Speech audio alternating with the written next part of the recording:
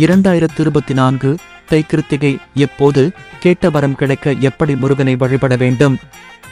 சஷ்டி திதியும் செவ்வாய்க்கிழமையும் முருகனுக்கு மிகவும் உகந்த விரத நாட்கள். அதேபோல் கார்த்திகை நட்சத்திரமும் மிகவும் சிறப்பு வாய்ந்தது. தை மாதம் தமிழ் மாதங்களில் 10வது மாதம் ஆகும்.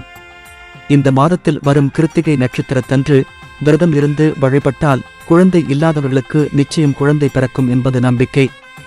இது தடைகள் அனைத்தையும் விலக்கி வாழ்க்கையில் முன்னேற்றத்தை தரக்கூடிய விரதமாகும். முருகனின் அருள் வேண்டுபவர்கள் இந்த நாளில் தவறாமல் விரதம் இருந்து வழிபடலாம். முருகனுக்கு எத்தனையோ விதமான விரதங்கள் உள்ளது. அவற்றில் ஒன்று கார்த்திகை விரதம் ஆகும். 6 தாமரை மலர்களில் உதித்த முருகனை வளர்த்தவர்கள் 6 கார்த்திகை பெண்கள் என்பதால் அவர்களை சிறப்பிக்கும் விதமாக சிவபெருமான் அளித்த வரத்தின் பேரில் கார்த்திகை முருகனுக்குரிய நட்சத்திரமாக மாறி அவர்கள் வழிபாட்டிற்கு உரியவர்களாக உள்ளனர். முருகனுக்கு முதலில் உருவான திருநாமம் கார்த்திகேயன் என்று சொல்லப்படுகிறது. மாதம் தோறும் கார்த்திகை நட்சத்திரம் வந்தாலும் தை, ஆடி, கார்த்திகை ஆகிய மாதங்களில் வரும் கார்த்திகை நட்சத்திரத்திற்கு அதிக சிறப்பு உண்டு.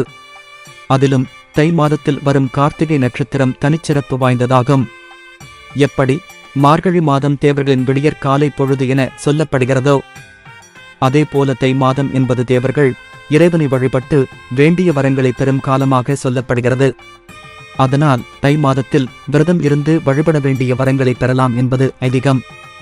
தை மாதத்தில் வரும் பூச நட்சத்திரத்திலும் கார்த்திகை நட்சத்திரத்திலும் விரதம் இருந்து முருகனை வழிபட நம்முடைய கர்மவினை குறைந்து நினைத்த நல்வாழ்வு கிட்டும்.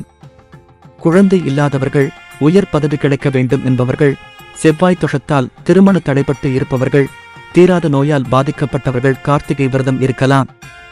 வயதானவர்கள், விரதம் இருக்க முடியாதவர்கள் அரை வயிறு உணவு உண்டு முருகனுக்குரிய மந்திரங்கள், சோகங்களை பாராயணம் செய்யலாம்.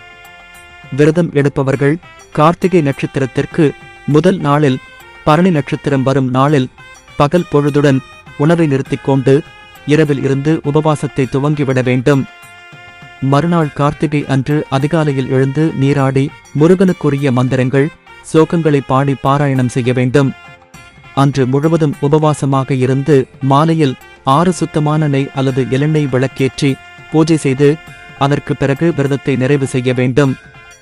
கார்த்திகை வழிபாட்டினை மாலை 6 மணிக்கு மேல்தான் செய்ய வேண்டும். கார்த்திகை நட்சத்திரத்தன்று முருகனுக்கு 6 வகையான பிரசாதங்கள் படைத்து 6 வகையான மலர்களால் 6 வகையான மந்திரங்களை சொல்லி வழிபடுவார்கள். இதற்கு சண்முக அர்ச்சனை என்று பெயர். ஆலயத்தில் சண்முக அர்ச்சனையை பணம் கட்டி செய்யலாம் அல்லது யாராவது செய்தால் அதில் கலந்து கொள்ளலாம். முடிந்தவர்கள் வீட்டிலேயே சண்முக அர்ச்சனை செய்து முருகனை வழிபடலாம். எதுவும் முடியாதவர்கள் எளிமையாக சர்க்கரை பொங்கல் நைவேத்தியமாக படைத்து ஏதாவது ஒரு மலரால் முருகனை அர்ச்சனை செய்து வழிபடலாம். வாய்ப்பு உள்ளவர்கள் அர்ச்சனை செய்யும் பொது வில்வ இலை சேர்த்துக் கொள்ளுங்கள். பூஜையின் முடிவில் கைகளில் சிறிதளவு மலர்களை எடுத்து வைத்துக் கொண்டு முருகனை மனதார வேண்டிக் கொண்டு நம்முடைய பிரார்த்தனை என்னவோ அதைச் சொல்லி கையில் உள்ள மலர்களை முருகனுக்கு படைத்து வழிபட வேண்டும். இப்படி செய்வதால் முருகன் மனம் மகிழ்ந்து நமக்கு வேண்டிய வரங்களை தருவான் என்பது ஐதீகம். 2024ஆம் ஆண்டில் ஜனவரி 20ஆம் தேதி சனிக்கிழமை தை கிருத்திகை நட்சத்திரம் வருகிறது. ஆன்மீக அன்பர்கள் அனைவருக்கும் முருகப்பெருமான் ஆசியினால் வேண்டுதல்கள் நிறைவேறட்டும். நன்றி, வணக்கம்.